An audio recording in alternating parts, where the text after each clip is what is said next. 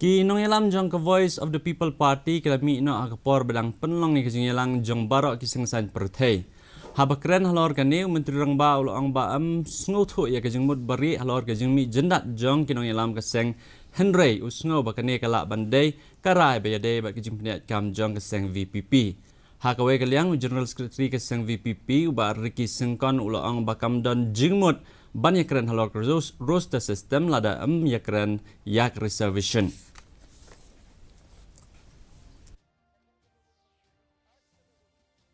How